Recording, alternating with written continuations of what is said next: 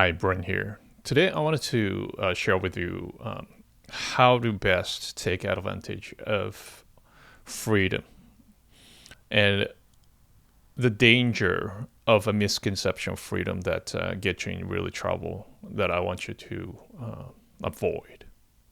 So, there is a notion that freedom is associated with like empowerment. Basically, you can do whatever you want in this life, and whatever feel good, you should do it. And from most of people's experience, if you do what you feel like to do all the time, you're gonna get in trouble, right? Like let's say you want to eat the sweets all the time, so you eat sweets, or you become very unhealthy, or since you don't want to do the hard work like study or something, and then you just kind of playing around all day. You're not doing well in school, or you're not doing so good at work if you just do whenever you feel like it. It just the life just doesn't go quite good if you just do whatever you like to do, which is your freedom. So, what do you call that? It is basically the freedom, the indulgence masquerading as freedom. Whenever you have this idea that leads to the indulgence. Okay, let's say, hey, I just wanted to just leave here, like let's say, and then go somewhere for fun, or something like that. If you have a purpose, like really, like if you get there, you're gonna work hard, better opportunity. Let's say if that type of scenario, then that's a great strategic move. But just because, like, for instance, just moving to somewhere just for the sake to switch your feeling or mentality with no plan or anything, that the life gets easier, that's completely untenable, because it is a form of avoidance. It is the indulgence to your impulse.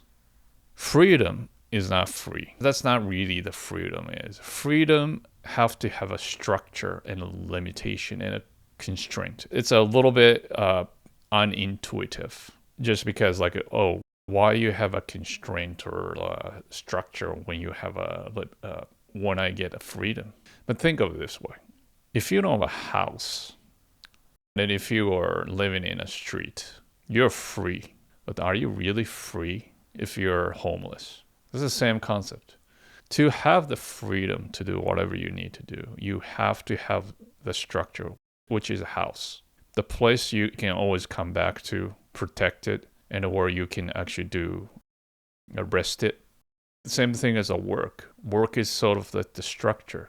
If you don't have it, like to say, oh, I don't need a job, I don't need or the savings or like investment or whatever. These kind of the structure or assets, or even a car. If you don't have these kind of things, yeah, you're free, but are you really free? You're gonna be limited by resources, lack of resources. If you have a car, you can't really move around, right? You can drive anywhere. You're stuck in certain sort of like restrictions.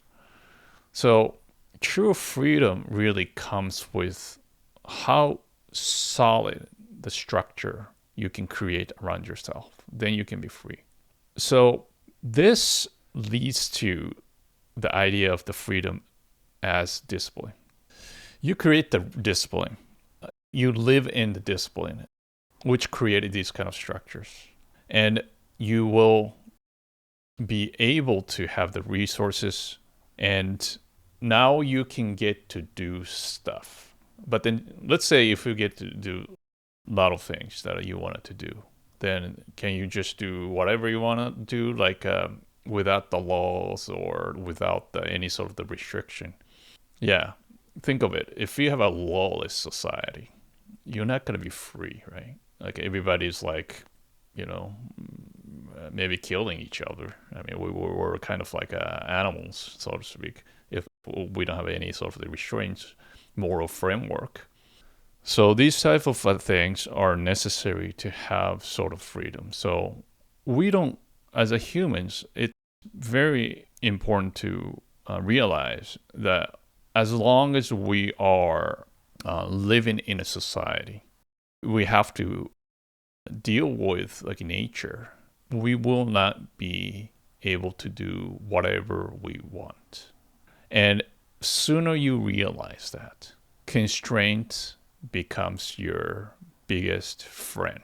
It's not the enemy, it's your friend. Because if you have a constraint, right? Let's say, okay, I cannot do a lot of things now. But then that is a structure that you are actually in. Then you can actually focus your attention to what you can do there to improve your life. You can actually read, you can actually study, you can create stuff within that constraint. It might be hard. Okay, I get it. Sometimes you got to get out of the constraint and then go to another structure. Like let's say you go to the work. It's a stepping stone. Think about it. It's your goal, vision. But the vision needs to clear each structures one at a time.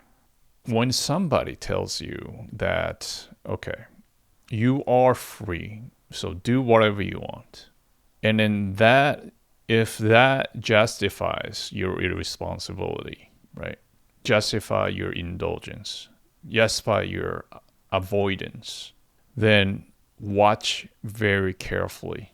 And then those are your enemies. And then people who tell you, do this, do that, it might feel like you're being constrained. But then these people are the one that are giving you the opportunity to experience the real freedom. So don't be the people that do whatever they want and they lose their freedoms doing some stupid stuff. And then, literally they put in a prison or, they go broke. They get into some kind of a trouble that have to deal with the emergency all the times. Don't be like those. Okay. Constraints and the structures are your friend. And create that robust structure so that then you can attain the real freedom. Thank you for watching. Please comment and to help each other and subscribe. See you next time.